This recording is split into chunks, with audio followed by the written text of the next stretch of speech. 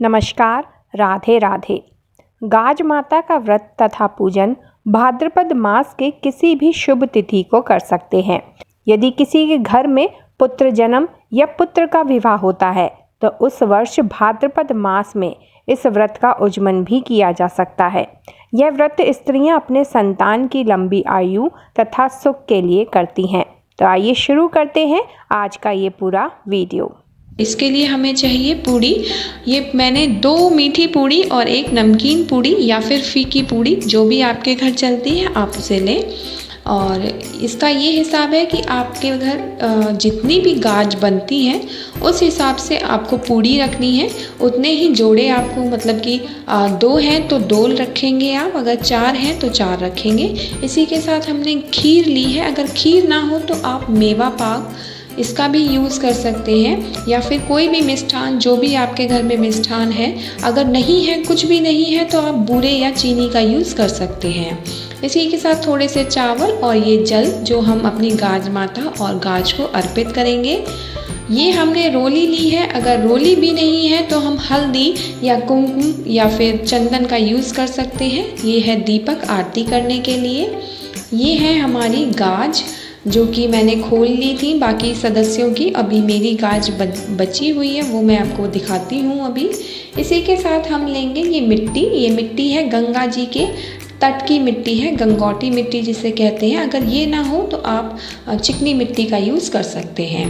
तो हम इसी मिट्टी से हम अपनी गाज माता का चित्र बनाएंगे। तो सबसे पहले हम उनका चित्र ही बना के दिखाते हैं कि कैसे उनका चित्र बनता है।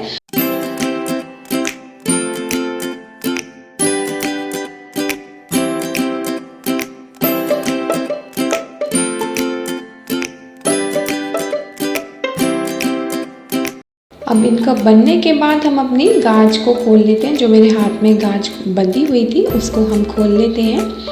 ये मैंने अपनी गाज खोल ली है। और गाज खोलने के बाद हम क्या करेंगे कि हम सबसे पहले अपनी गाज माता को तिलक लगाएंगे। और तिलक लगाने के बाद जो भी हमने भोग के लिए रखा था उससे हम उनका भोग लगाएंगे। मीठी पूड़ी, खाली पूड़ी या नमकीन पूड़ी, और मिष्ठान के लिए जो जो भी मैंने रखा था, मैंने सभी चीज़ों से उनका भोग लगाया है। साथ ही साथ हम सबसे बाद में ये करेंगे कि जो हमने जल लिया था उसके छींटे लगाते हुए उनके पैर छुएंगे, क्षमा मांगेंगे। साथ ही साथ हम आरती उतारेंगे उनकी और उनसे क्षमा मांगेंगे कि अगर कोई भूल हो गई हो तो हमें माफ़ कर दें, और उनके लास्ट में पैर छुएंगे। अब जो हमारा ये हमने अपनी गाज खोली थी, हम उनकी भी सेम तरीके से उनकी भी पूजन करेंगे। जैसा हमने अपनी गाज माता किया है वही सेम प्रोसेस हम अपने गाज पे भी अप्लाई करेंगे। तो जैसे हमने उनको तिलक लगाया उस तरीके से तिलक लगाएंगे। अपनी अठावरी, मिष्ठान जो भी है उससे हम उनका पूजन करेंगे। सेम प्रोसेस है, किसी कुछ भी नहीं है। ऐसे ही अपनी धूप देंगे उन्हें, और उनसे भी हम ऐसे ही बोलेंगे जैसा हमने गाज माता से बोला था। तो ये पूजन होने के बाद अब हम इनकी कथा सुनते हैं। तो कथा सुनने के लिए हम हाथ में थोड़े से चावल और पैसे रख लेते हैं। हम कभी भी कथा खाली हाथ नहीं सुनते हैं, तो इसलिए हमने ऐसा किया है। और कथा पूरी होने के बाद जो भी हमारे हाथ में है वो इस जल में अर्पित कर देंगे। और ये जो हमने कथा सुनने के बाद जो ये हमारा जल है, इसको हम बाद में, सबसे बाद में ये करेंगे कि हम इसको चंद्रमा देवता को या फिर सूर्य देवता को, जैसा भी आपके यहाँ पे होता है वो, हम वैसे तो मैं तो इसे सूर्य देवता को अर्घ्य देती हूँ।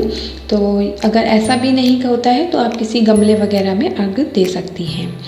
इसके बाद हम ये जो हमारे गाज हैं इनको किसी कपड़े में या फिर किसी कागज़ में हम इसको बांध लेंगे अच्छी तरह से, और बिल्कुल छोटा हम इसको पैक करेंगे ताकि ये अच्छे से जहाँ पे भी हमें गाड़ना है अच्छे से वहाँ पे गड़ जाए।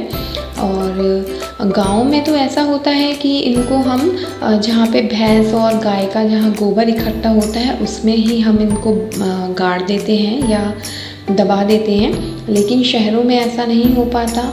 तो इसके लिए आप ये सबसे बेस्ट ऑप्शन है कि जो भी हमारे घर में गमला है उसकी मिट्टी में हम इसे दबा सकते हैं। अगर आप ऐसा नहीं करना चाहते हैं तो फिर आप किसी भी गौशाला में जाके इसको दबा के आ सकते हैं, वहाँ पे आपको गोबर वगैरह मिल जाएगा। ये भी है कि ये किसी के पैर के नीचे नहीं आनी चाहिए। तो अब ये जो हमारी अठावरी बची हैं, ये जो पूरी हैं, इनका हमें ये करना है कि जो भी हमारी सासू माँ हैं या फिर जो भी हमारी मान है, ननंद वगैरह, उनको हम अपनी ये जो अठावरी है उनको हम भेंट करेंगे। इनके ऊपर हम पैसे भी रख सकते हैं, पैसे, और अगर आपका जो भी आपका सामर्थ्य है, आप कपड़े देना चाहते हैं या सिर्फ पैसे देना चाहते हैं, इसके साथ ही हम इन पे चावल भी रख के दे सकते हैं। जो भी आपकी जेब से है, अपनी जेब के अनुसार आप उन्हें भेंट कर सकते हैं, अपनी मान को या फिर सासू माँ को। तो सबसे लास्ट में फिर हम एक बार फिर अपनी सारी पूजा कंप्लीट होने के बाद अपनी गाज माता से यही प्रार्थना करेंगे कि जैसे उन्होंने हमें संतान दी है, हमें धन धान्य से संपन्न किया है, इसी तरह से वह हमारा ये बनाए रखें, और अगर हमसे कोई भूल हो गई हो पूजा करने में तो हमें माफ़ कर दें। तो इस तरह से हमारी ये पूजा कंप्लीट होती है। अगर आपको वीडियो थोड़ा भी पसंद आया हो तो प्लीज़ वीडियो को लाइक करें, शेयर करें और चैनल को सब्सक्राइब करें।